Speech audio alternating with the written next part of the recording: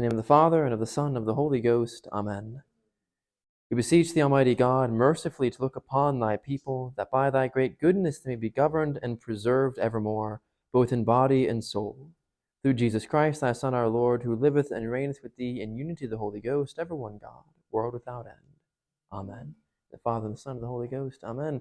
Happy Passion Tide. We've gotten to the part of Lent where people start debating whether or not it's over. The intense part of Lent has started. It is Passion Tide. Next week is Holy Week. We'll enter into the sacred Triduum, the most ancient and solemn time of the Church.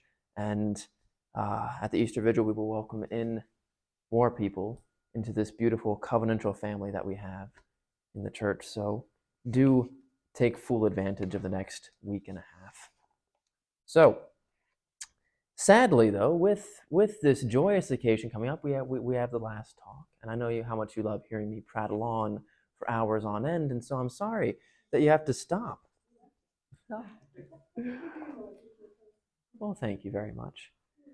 And so we reached the last book, which is my favorite book in all the Chronicles of Narnia, The Last Battle. It is a very fitting end, because it was written by a man. It's a fantasy story. Men tend to, especially when they're on the younger side like myself, when we think about dying, our first option is martyrdom in a beautiful hailstorm of bullets, and then everything else is just a decline from there. And so a last battle would be a pretty nice way to go, in my opinion, for me at least. The ironic thing about this book, though, is that it starts off in the last days of Narnia. It's a time of peace. There hasn't been war in centuries.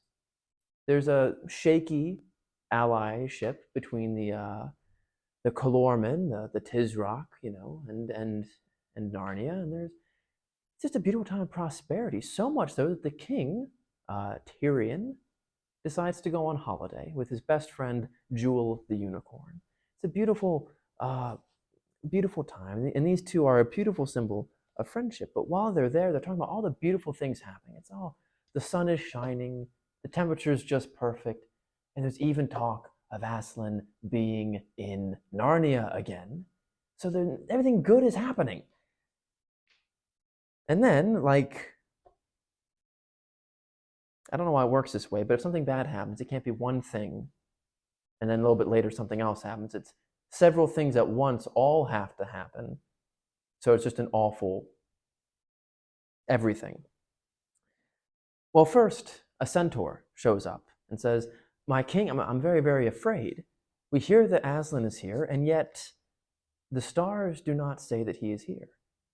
When Aslan comes, the stars dance in the sky in a very specific way. It hasn't done that. I don't think it's actually him." And Tirian says, "Oh, well, he's not a tame lion. We can't control God, so he can do whatever he wants. So maybe he is here." And then immediately we hear wailing and crying. We see a dryad. It's a woodland spirit coming out, wailing, saying, "My lord, the trees of the Lantern Waste are dying. They are killing us." And so the centaur is sent back to Cair Paravel to amass an army, and the king rushes forward to see what is going on. And what he finds in the middle of the Lantern Waste are Calormen enslaving free Narnians, allegedly under the order of Aslan. In a rage, Tirian slays one of these slavers, and then in shame decides to surrender himself to the captain, saying that he ambushed him unfairly, for he was unarmed, and so it was a dishonorable kill. He is arrested and tied up, and not a single Narnian lifts a finger to save their king, because all this is happening under the alleged orders of the lion. This is the rise of the Antichrist, the shadow church, so similar, you want to believe it, but very, very imperceptibly different to make it false. We've been promised that at the end of times, because this book is an allegory for the end days, that the Antichrist will come, the ultimate Antichrist. There have been many, lowercase a Antichrist throughout the years, but capital A, like the Antichrist will arise. And so he has arisen. He has come. And what's happening here is there's now a sadness that's come across the king, a pain. Because one, he feels that he's been betrayed, but also he's terrified that Aslan is not how we thought he would be. If this is Aslan, he's changed. He's not the Aslan that we knew. He's not the one that we love. He's not the one that we wished would come back. He almost wished that he wouldn't come back. If this is Aslan, he's a hateful version of what we heard of in the tales of old. And with this comes almost a despair. It's a great spiritual desolation and sadness until he sees what is pretending to be Aslan, and it's in the middle of the night. By very, very faint firelight, you see a donkey dressed in a lion's skin. Now, if you've never seen a lion, and if you squint just right, it might be a lion. But someone like the king, who has hunted lions and seen them, knows it's truly not one, and knows that it is a lie. He becomes angered for his people. And then he admits a lovely prayer.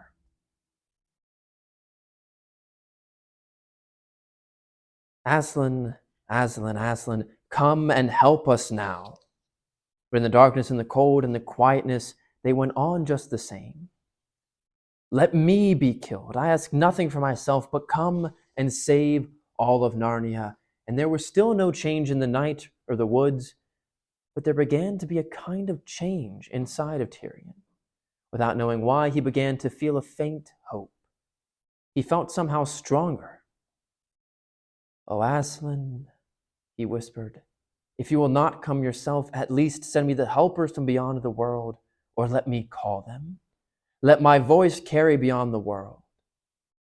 Children, friends of Narnia, quick, come to me across the worlds I call to you. I, Tirian, King of Narnia, Lord of Cair-Paravel, and Emperor of the Lone Islands."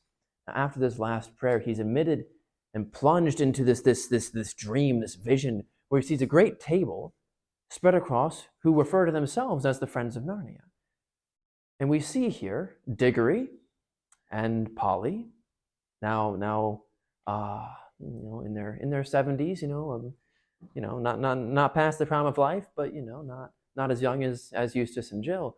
When we see Eustace and Jill, we see the Pevensey children, we see all of them except Susan. Susan is absent.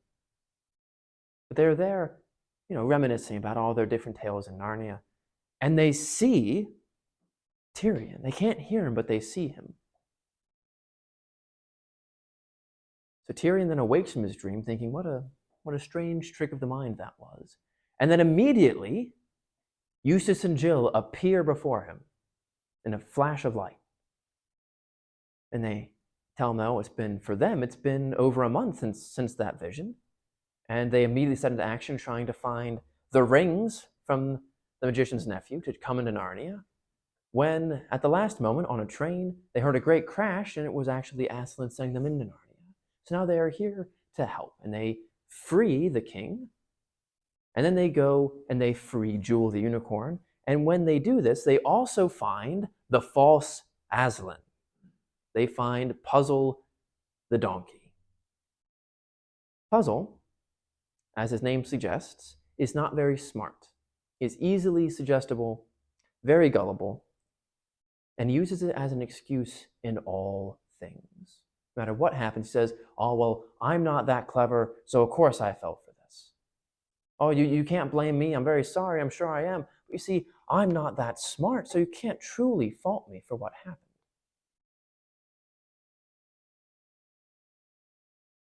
And yet, when first seen, Tirian rightly is about to slay him, saying, "You impersonated Aslan. It's one of the worst forms of sacrilege you can do. How dare you?" And he makes excuses for himself, and so they let him live for the sake of using him later on, because, they now have the false Aslan. And so they leave, and when they leave, they find a bunch of dwarves. And they save the dwarves who are being enslaved, saying, "Please come fight with us for Narnia to try to, save our country." And here we get into the sin of scandal. The dwarves look at Tirian and say, "Oh, I see. He wants to fight for you. Now, I'm sure you have a better version of the lion with you, don't you? You have your own imitation. Oh, no more will we fight for Narnia. The dwarves are for the dwarves. This is exactly what the sin of scandal emits. Now, certain members of the church have a higher risk of committing this sin. The members of the clergy, especially, the higher up you go. Anyone like myself who works for the church, where, it's like, oh, you're employed by St. Vincent and by St. John the Baptist and by St. Luke's. Oh, well, of course, you're, a good Catholic. And so, if there is a certain level of public figureness that comes with that, I don't delight in. And, it does make, if I ever did anything awful, much, much worse should it come to light. So, if I go to a bar and, let's say I have a few too many and I'm publicly intoxicated, well, that's bad enough. Then people there sit there and say, oh, wait, he's director of faith formation. He's the guy in charge of, helping everybody else. Well, why would I go to the Catholic Church? If those are the guys in charge, why would I go there? It's now worse than if I was just at a college and had one too many. And then we as Catholics, I'm sure many of us have conversations like this where we say or do something and someone goes, aren't you Catholic? And sometimes it's, I didn't know Catholics could have fun and could smile. But sometimes it's, oh yeah, I am Catholic. You're right, I probably shouldn't have said that. I probably shouldn't have done that. It is one of those times in which fear of how we affect others is a good deterrent of sin. Because there are many people, especially in recent years, especially since the grand jury scandal, who leave the church. Because like, oh, well, if these are who you have in charge, why would I be part of it? Oh, I see. You have a better priest in mind who will just let me down some other way later on. And so there's a twofold thing I want to say on this. One, don't commit scandal, please. If you volunteer for something, if you're helping at something, don't do it. You're a member of the church. You have the capacity to commit scandal. Please don't. But inside of this comes something else. Do not put your faith in anything other than the teachings of the church. The people in the church, no matter how wonderful they are, will fail. They might fail horribly by, being abusers, or they might fail just microly by, he's not a great homilist. He's a nice guy, but I don't like how he preaches. Or, he's nice, but he's not as traditional as I would like. Like, sure, we're not having liturgical dancing. We don't have Latin Mass either, so it's not as much as I would like.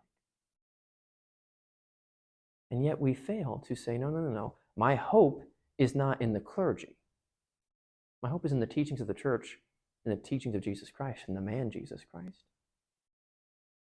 And so when we are evangelizing in whatever way we are called to do, to not put too much emphasis on who is purveying the sacraments, but who is in them. Not who is saying the homily, but the teachings he is meant to bring forth. Show them the teachings of the catechism. Show them the teachings of the scriptures and say, this is what we believe. When I say I'm Catholic, I mean I'm this. I believe what's in here. Not whatever Pope Francis says in a plain interview is definitely, however you interpret it, what I think. No, he's the Pope. I'm going to listen to him, of course, but he's the Pope. He's not the magisterium. There is still a difference. Tread the line carefully, but there's a difference. And so enter into your evangelization and also your own faith life by saying, no matter who converted me, no matter who I like to listen to on YouTube or whatever, my faith is in the infallible that will never cause scandal. That way, people do fail, I can say, yeah, that's awful. I'm really sad that happened. But they didn't violate. That doesn't mean that my faith is wrong. I was in a debate with a Protestant, an accidental debate. It was a telemarketer, but came that I was Catholic and he wanted to attack me for it. And he goes into all the things that people have done in the church, and I said, oh yeah, we're against all that. And he's like, well, what do you mean? Your priest did it. I said, yeah, well, If I go to a bank and I pull out a gun and I rob a bank, does it mean that the banking system failed and that America's law is like the worst thing in the world? No, it means I broke it. So maybe I, an American, can break American law. So maybe Catholics break Catholic law, and all the other Catholics say, yeah, see, that was bad. You shouldn't have done that. See what happens when you break our laws? Bad things happen. So enter into faith with this outlook, with the outlook of my faith is not in men, but in God and his teachings. If you're going to err on the side of being too feelings-based or too dogmatic, err on the side of the dogma. You might be a bit of a jerk sometimes, but you also won't be wrong. Choose your battle carefully. Now, during all of this, Puzzle is constantly murmuring in the background, oh, it wasn't my fault. Oh, cursed be me. I'm not that smart. Until eventually, someone calls him out on it, rightly so, saying, look, just because you're dumb doesn't mean you're not culpable for what you do. You allowed yourself to be tricked into being a false Aslan. You knew it was wrong because you're an Arnian. You know how sacred Aslan is. You knew it was wrong. It would be wrong to personate him. So how dare you say, I'm not as smart as people I was talking to, therefore they must know better. That is something that we all do way too often nowadays, and it's what causes the sin of scandal. It's all interconnected. It's called an illegitimate appeal to authority. It is one of the worst fallacies you can commit. Basically saying, well, this person is a priest, or they have a doctorate. They're smarter than I am, so whatever they say must be right. That's why, hey, I was teaching a class one time and someone said, well, you probably know better than I do what this is. And I was like, no, I might not. Just because I have this position doesn't mean I know how I got this position. I'm capable of being wrong. I know the things I know because I was first wrong about them and had to change. That's what being an atheist does to you. You're wrong about a lot of things and then you get right about them. And so if we just say, oh, well, the priest said this, so it must be true. I wish we could just do that.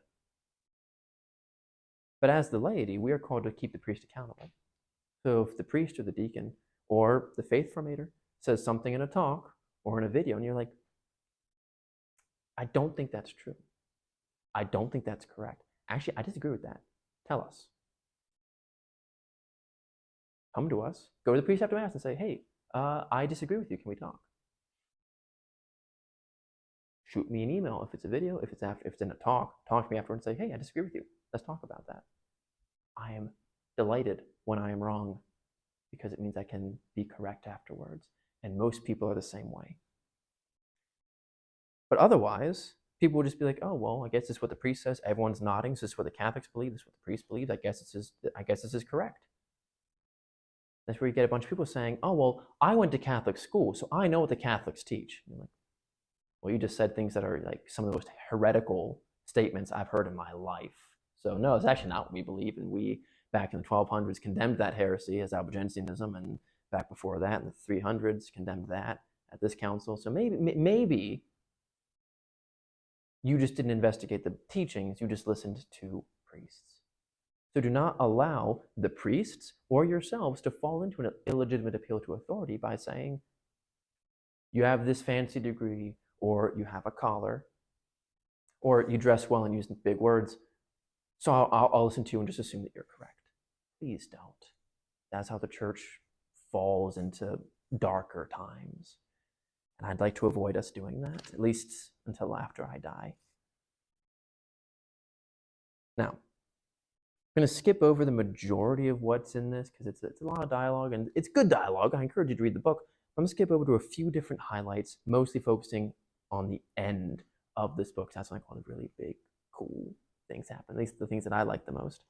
So, if you recall from our third talk, that was 3 weeks ago, the god of the Calormens is Tash. this four-armed, bird of prey-headed monster. It's a symbol of the devil.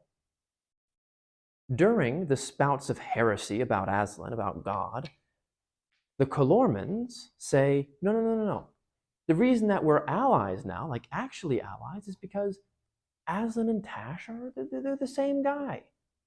We've all been misunderstanding our theology for years. Tash means no more and no less than Aslan. Now, what some of the smarter creatures realize is they're saying that neither of them exist. They're both fake. But the lie here is the greatest lie of the devil. He's not real. So the first lie is, well, the devil's the victim. We see that a lot in our culture nowadays. It's, oh, well, the devil's the one I want to hang out with because he's the one who wants me to have fun. Like, yeah, he does, until you die, and then you're in hell, and that's not that fun. And also, while you're alive, it's not fun either, because you're addicted to like 5 or 6 different things, and it's just not a good life. There's no meaning. But sure, yeah, he wants you to have whatever you think fun is at the moment. And then the second lie becomes, oh, well, the devil is God's equal, and they're at war with each other. The devil's not God's equal. No one is God's equal. So they're not at war. God allows the devil to do things in the world. Keeps on a very short leash. And then the final lie is, well, they're kind of the same guy. It's just 2 sides of the same coin. Pick your poison. 6 of one, half dozen of another. You know, there's no real difference if you're satanic or if you're Christian. It's all okay. All roads lead to heaven. Now, there is, and I want to clarify this because this is a statement made by Vatican II and a statement made by Pope Francis recently, I want to clarify. The statement that all religions lead to God is not to say all religions are equal. We as Catholics are a big believer that we're not all equal. That's why we're one Holy Catholic and Apostolic Church, not a Holy Catholic and Apostolic Church. The reason that this is a teaching of the church and a belief of the church is that any religion has within itself a kernel of truth to some extent. And so if you grab onto that and follow it to its proper conclusion, you will find yourself led home to Rome. It is not to say that doesn't matter what you believe, you're going to get to heaven anyway. That's not what the church teaches. It has never been what the church teaches. It's actually a very ancient teaching of the church that says no salvation outside of the church, which is still hotly debated today. Because you have to ask, okay, well, do the Protestants go to church? Well, do the Protestants get to heaven somehow? Well, do people who just didn't understand God get to heaven? Like, there's a lot of debate that comes with that teaching. But yeah, no, the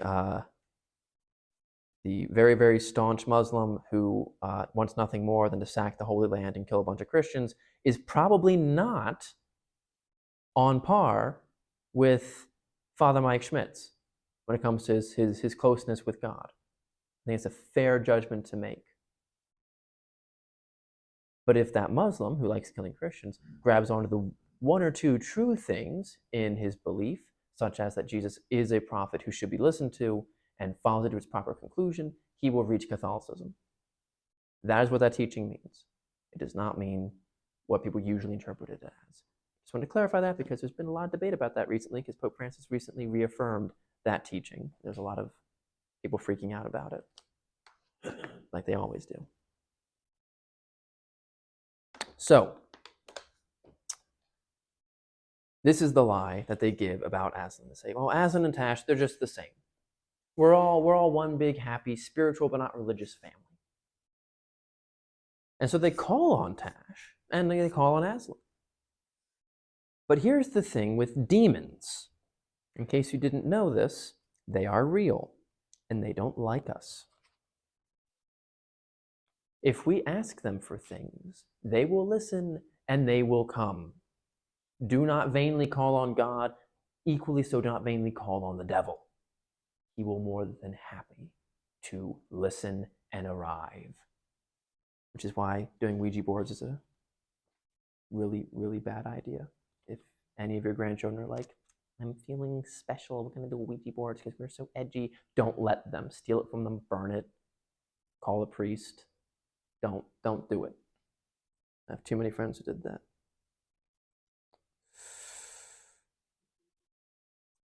They're very creepy. Okay. After one look at it, oh wait, no, never mind. In the shadow of the trees on the far side of the clearing, something was moving. It was gliding very slowly northward.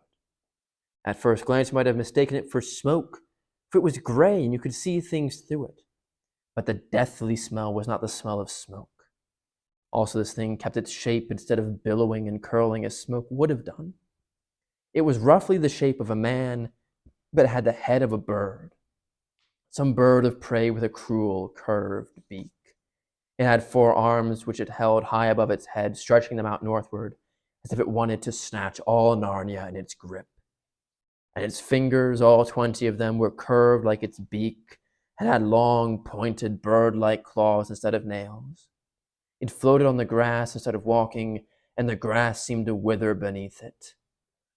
Jill, who was no coward, hid her face in her hands to shut out the sight of it. The others watched it for perhaps a minute until it streamed away into the thicker trees on their right and disappeared. Then the sun came out again, for it had gone behind the clouds, and the birds once more began to sing, for they had ceased. Everyone started breathing properly again and moved. They'd all been still as statues while it was in sight. "What was it?" said Eustace in a whisper. "I've seen it once before," said Tyrion. "That time it was carved in stone and overlaid with gold and had solid diamonds for eyes.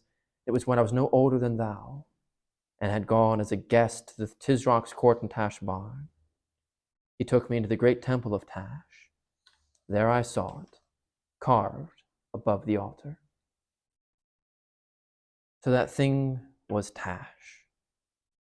"Yes," said the dwarf, "and this fool of a Calorman who didn't believe in Tash will get more than he bargained for. He called for Tash. Tash has come." Vainly calling on anything is a bad idea. There are several reasons behind this. The reason we don't take the name of the Lord our God in vain, and the reason that it is a sin, is not because we can't say the words, "Oh my God." It's because to say it without praying is an abuse of the name of God. Sharon, see, you just looked up. If I just said that randomly and always got your attention, at some point you'd stop listening when you heard me say your name. It'd be an abuse of the fact that I know our lovely secretary's name. And so when we abuse God's name, it is an insult to the great privilege he has given us, because the name of something gives you a command over them. Not like a massive command, but a command. That's why when exorcisms happen, the priest has to learn the demon's name. That's the main key in exorcising a demon, is finding its name. And so if you say the name of God without calling on it, if you use prayers such as saying the words, "Oh my God," but you're not trying to invoke his name, you're abusing the privilege he's given us to call on him, to speak with him. And the same is of the devil, but the devil doesn't mind when we use his name in vain. The devil wants to be a common, household, and ordinary. And so when one day, God forbid, we call on him jokingly, saying, "Oh, demons don't really exist, it's just fun." Or, no, it's not demon worship, it's called New Age. It's, fun yoga poses and crystals. Where did it come from? Who created it? What do you say before and after you do them? You're calling on the devil. And no, I'm not some crazy radical traditional who thinks that yoga is the worst thing in the world. Stretching is a lovely, lovely thing. I stretch all the time. The actual forms and poses and things that are recited during yoga and yoga classes are satanic in origin. Please don't do them. Don't take my word for them. Take the word of Satanists who are now Catholic, who talk about how much they loved yoga and how much they loved teaching yoga, especially to Christians, because it would corrupt their souls. Stay away from it. Sometimes the crazy middle-aged women on Facebook are right. Not always, but sometimes. This is one of those times. Okay. So now we have seen evil. we now reach very, very sad news. Narnia has been conquered. During the entire narrative so far, a different battle is happening off the page at Cair Paravel. The Tisroc has attacked and conquered Narnia. His banners now fly from that kingdom. And so they prepare for the last battle, the name of the book. They go, they reveal puzzle, and they say, all Narnians, arise to our aid, let us fight. Let us battle together, even though they know they will probably die. Now, what happens before this is the goodbye between the king and the unicorn. Very, very, very, very brief. But the king says, before they go to battle, he says, kiss me, Jewel, for certainly this is our last night on earth. And if ever I offended against you in any manner, great or small, forgive me now. Dear king, said the unicorn, I could almost wish you had, so that I might forgive it. Farewell. We have known great joys together. If Aslan gave me my choice, I would choose no other life than the life I had, and no other death than the one we go to. You don't see things like this anymore, neither in book nor film. This is true friendship, which is one of the most necessary things that we have in this world. There is the ultimate friendship between man and woman coming together in a spousal union, but then there's like all the other friendships, which we sort of ignore nowadays. Our culture currently, which probably impacted me more than you guys, no offense. So there's the idea that men and women, since, you know, we're all the same, we're all equal, there's no difference between us. Men should have as many female friends as they want. There's nothing wrong with that. Women have as many male friends as they want. There's nothing wrong with that. And if you start dating someone and they want you to have less friends of the opposite sex, they're being controlling and toxic, and you should break up with them.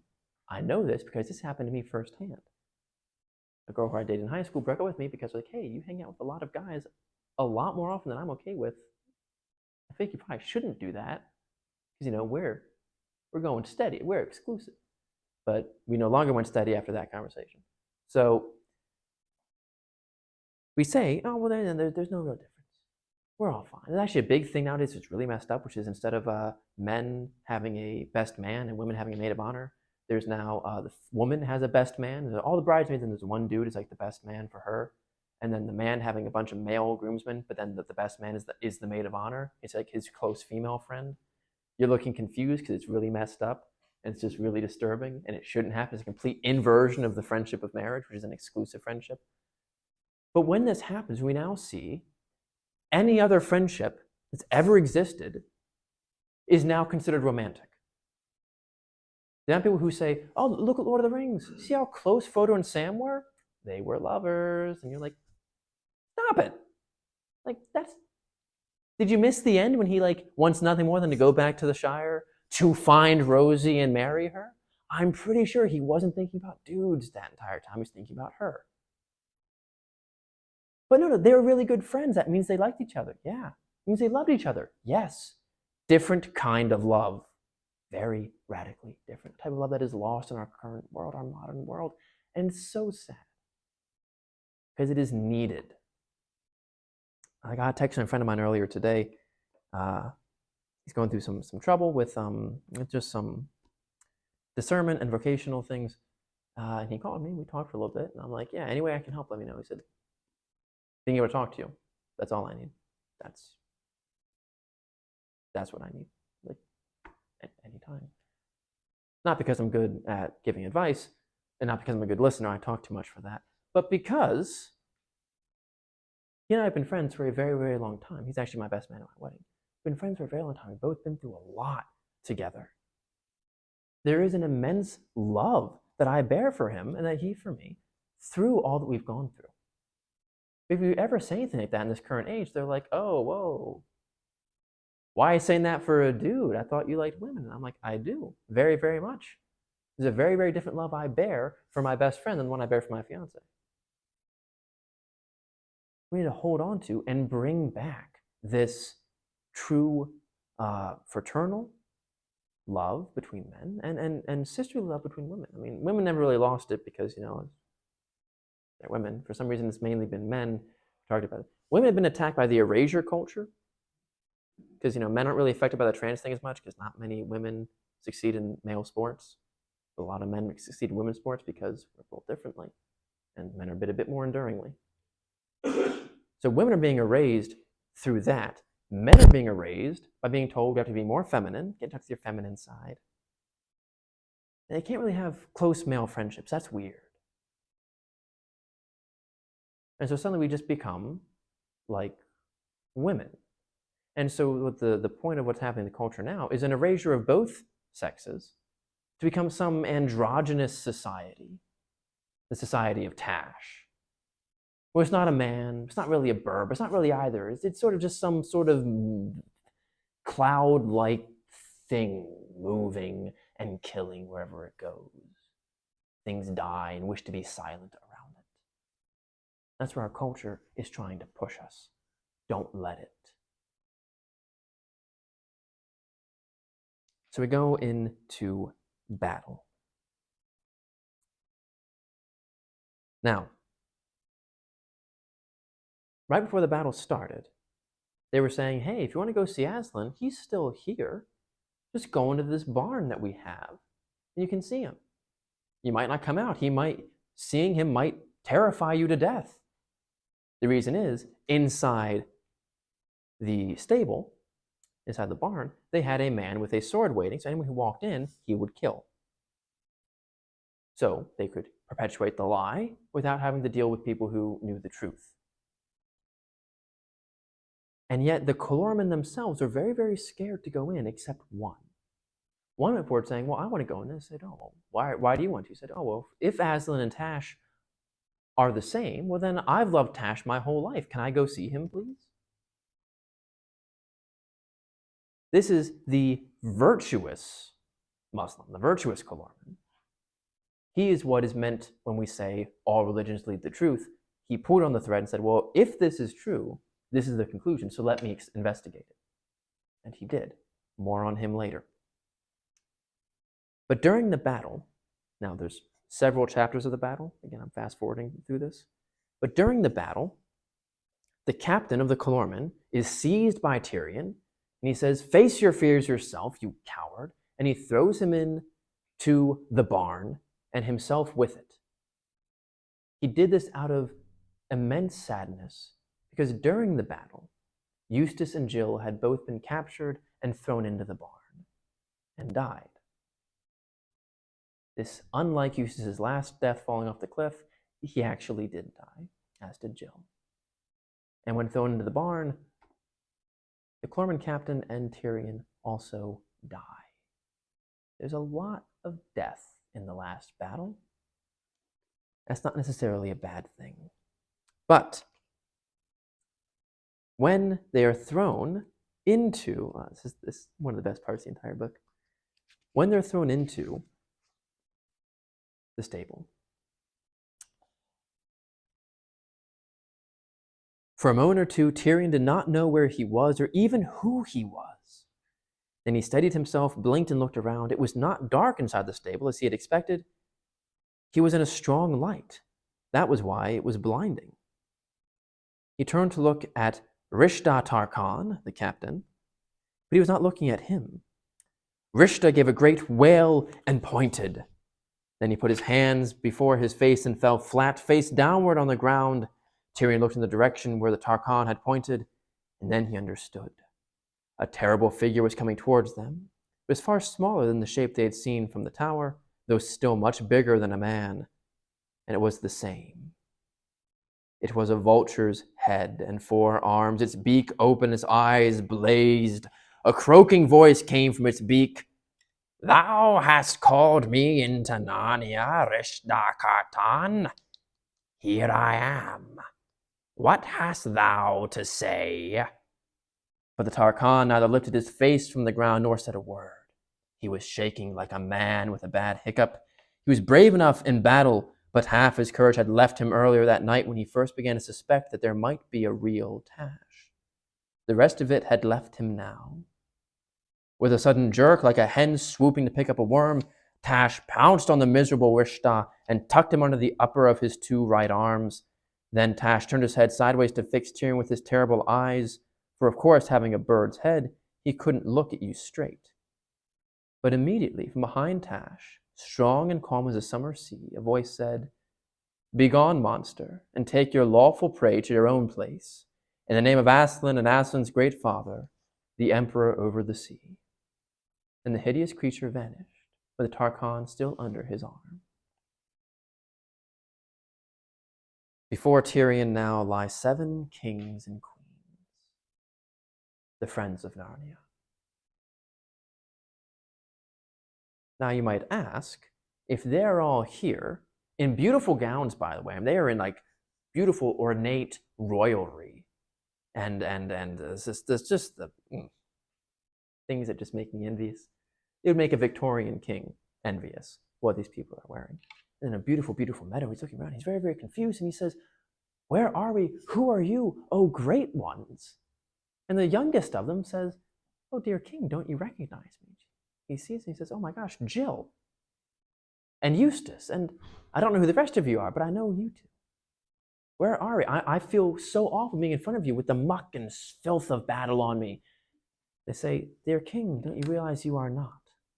And he looks down. He too is in great livery, beautiful ornate clothes, and a jeweled sword at his hip.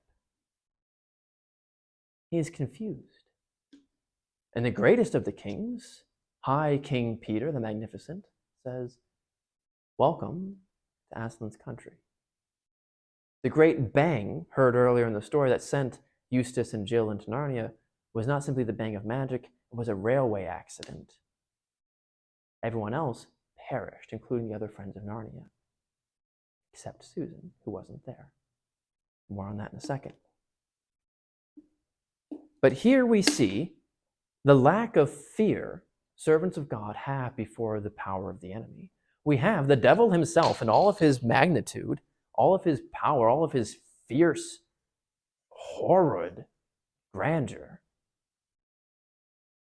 And calm is how the voice of Peter is described. Simply saying, "Get lost. Hit the bricks. We don't want to see you." And he listens. He immediately vanishes. This is the authority and the power of the sons of God, of those who are members of the Holy Church. We should not fear the devil. The one who's on our side, the devil is in terror of.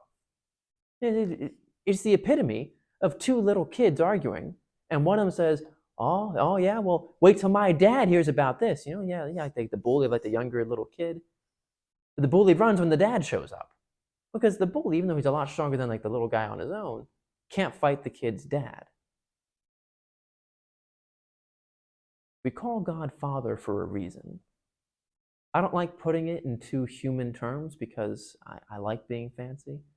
But to put it briefly, my dad can beat up the devil, and he's not afraid to because he's done it before. And so I'm not afraid to tell the devil that my dad can beat him up. None of us should be. The devil doesn't deserve a second thought. He's big, he's loud, he's scary, so what? Our focus should be somewhere else. When our focus is on that other place, that other person, the screechings of the devil, pointless. To draw from a different fantasy story, in The Silmarillion by J.R.R. Tolkien, the creation of the world of Middle-earth, there's a beautiful Iluvatar, God, is creating the world using a great melody of music and great choirs. And Melkor, the devil, later named Morgoth, throws in horrid notes and sour notes and things off-key to try to mess it up. And as soon as he does it, Iluvatar takes those notes and swirls it into an even greater melody, one more beautiful than the one that we heard before it. And when this happens, what is in his taking, saying, it doesn't matter what Melkor, it doesn't matter what the devil tries to do, I can take it, I can make it better. You don't even notice the bad thing after a second because it's just now something so much more beautiful. Like when Bob Ross, was like making a painting, like his old videos, if you ever watched those, And how most of my childhood was spent watching his videos. And he goes like to paint something. You're like, you just ruined the painting. Why'd you do that? Like 2 seconds later, you're like, oh my gosh, it's like a beautiful waterfall that I didn't know that you could put there. It's exactly what this is. Saying, I do not fear what the devil could try to do, because I know that even if he succeeds, something more beautiful will come of it. And it becomes a beautiful music to us. The annoyances and the attacks of the devil can become like, oh, you're still there. It's like that one person at work who really bothers us, but it's kind of funny that they don't like us. And so whenever they bother us, you're like, of course it's you again. My little detractor. So now we're in this other place. We spend the rest of our time before concluding, before entering into the sadness of Holy Week, with this. We are in Aslan's country. Now, this is the first we're really talking about it, because the first time we really see it or hear of it is in the Dawn Treader. I don't have that book with me, it's on loan, and so I couldn't read parts of it, so I wanted to skip over a lot of it. Aslan's country is heaven. This is going to get beautiful, if I do say so myself. It's going to get very enjoyable. I apologize in advance. This will get a little philosophical. I have to use my degree for something once in a while, and so I'll be going to a little bit of Plato's writings very, very briefly. Bear with me. It'll make sense, I promise. So, we are in Aslan's country, and they're looking around, and it's beautiful and delightful, and there are trees everywhere with fruit on them, and they're looking around saying, I desire these fruits, but I don't know if we're allowed to have them. And Polly, from The Magician's Nephew, says, I have a feeling about myself that we're in a world where nothing is forbidden. In fact, I have a feeling that all of my desires are somehow good now. I think we can eat of the fruit. Self-explanatory why that's so beautiful. They take of the fruit, they eat of it. The writer himself says, I will not tell you. I cannot describe the beauty of these fruits, nor will I even try to, because it would make your mouth water only in vain. The best I can say is, compared to the fruit of these trees in this country, the ripest apple was shriveled, the juiciest pear dry, and the most delightful and beautiful strawberry moldy and sour. These are the fruits of the king. And they eat and they look and they have immense joy about them. They start celebrating, saying, I don't know why we're so happy, but I am. I have an innate desire, a burning desire, all of us do, to go further up and further in. And so they start running without feeling tired, without harshness of breath, and they run and they run. There are eagles above them, but they're not out flying them. They're all running the same pace. And there's a beautiful river and a waterfall, and they jump into the river and start swimming, and they swim up the waterfall, and they keep going. They get out of the river, and they immediately are dry, and they are filled with joy. They stop running for a minute, and they're not tired. They look about themselves. Joy is amongst them. Nothing else is more desirable to them than to go further up and further in. But the entire time they say, this place feels familiar. I feel as though I've been here. And yet it is foreign. Then one of the eagles says, I know where we are. It's Narnia. Look about. Look at the mountain ranges. Look at that forest over there. This is Narnia.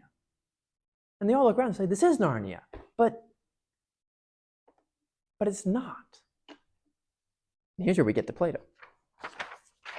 C.S. Lewis was a devoted Platonist. Those are people who like the writings of Plato. P-L-A-T-O, not the toy, the person.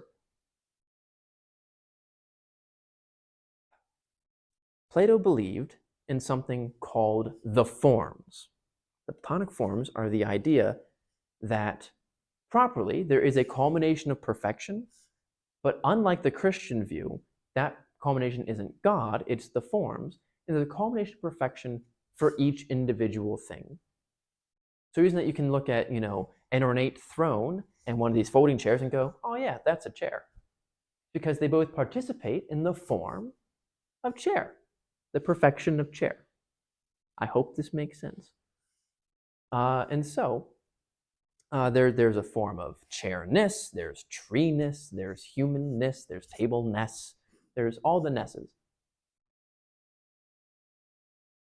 Then you take that and you make it Christian Platonism. I'm one of those. I'm a Christian Platonist. And it comes to the conclusion that no, God is the form. More so than that, what we are promised in the afterlife are the forms. Meaning, we are now in Narnia. Narnia as it should be. All that we saw before that was Narnia was simply a reflection of what is Narnia in reality. The true Narnia, the eternal Narnia, the country of God. This is why, it's also where we get the idea of the, again, sorry in advance, the three transcendentals, truth, goodness, and beauty, which are themselves God, underlying all things. When I can see a beautiful woman, hear a lovely song, and see a sunset and say, they're all beautiful, because they all participate in beauty. So now we're not only seeing things that participate in beauty, we're seeing beauty himself. We're not simply seeing things that participate in the forms of chairness or treeness or Narnia-ness. We're seeing the form itself, seeing the thing itself. Does that make sense? I'm just going to go with yes. So they now realize where they are, and the beauty of what they say in the orchard, I have a feeling that I can't desire anything bad here, is true. Here in heaven, there are no lies, there are no heresy, there is no deception. All of your desires are purified.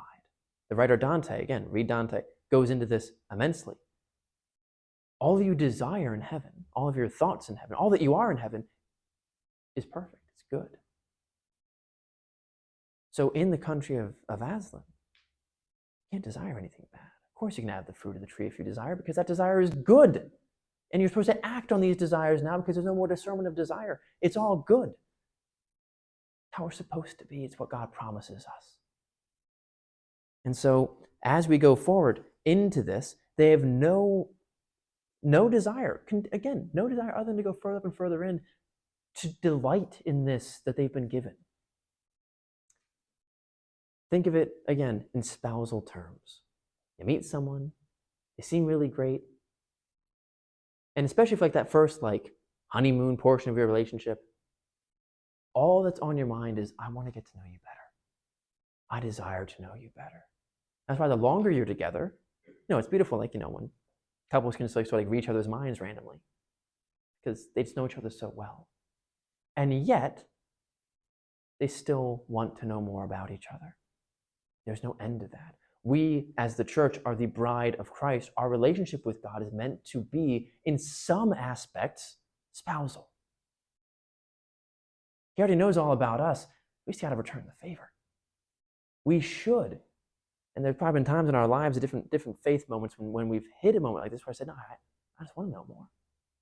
I'm going to click play on them. I'm going to listen to 3 Catechism of the Year podcasts today instead of just 1, because I just want to know more. I'm enjoying this so much more. For me, it was, I'm going to go to office hours with this professor this week because I really want to know more.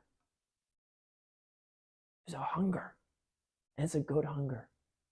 That the more you satiate, the more it's fed. That's the hunger that these people are great heroes of the Chronicles that we've been hearing for the last several weeks feel in heaven. There's no desire other than the desire to go further up, go further in, and to know this place better. Now, they reach Cair Paravel, the kingdom, the great stronghold of Narnia. And when they're there, we're reintroduced to a bunch of old characters. It's a delightful, montage of people from the past. So we see Fledge the Pegasus from The Magician's Nephew. We see King Fred. We see Caspian the Seafarer and his son Rilian. We see all these old characters. We see Reepicheep the Mouse again. We see Mr. and Mrs. Beaver are there. And it's such a delightful moment. And then they see through the clouds England.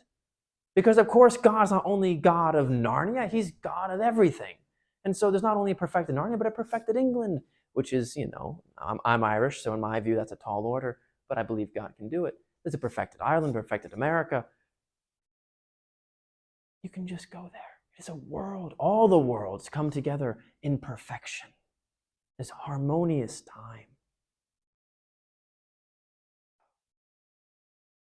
This is the book. That's why this is one of my favorite books of all time. It's my favorite book, The Chronicles, for this reason. This is the book that every time I read it, I stop being scared of eternity. It's a horrifying thought. I don't like thinking about it. I like things to have an end. I like conclusions. It's a comforting thing. To think that one day I won't have one, I hope, can be very scary. I'm sure many of us have shared this fear at one point in our life or another. And yet when you don't think of it in the sense of, I'm just going to be there all the time, just like constantly there. But think of it in terms of this constant going further and further into the love of God, further and further into knowing Him and loving Him. It's no longer something to be feared, but something to be desired. Something worth death, something to be anticipated and clung to. And so why is this something to be so utterly focused on at this moment, right now, to conclude the talk? Why am I using this more than anything else to conclude the talk?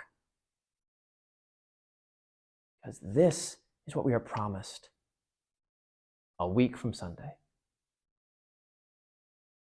On Easter, this is what we were promised. His death, well, that was, a big deal. But if he stayed dead, we wouldn't have anything. He would be simply another prophet. Actually, worse, he'd be a lunatic. He'd be a liar.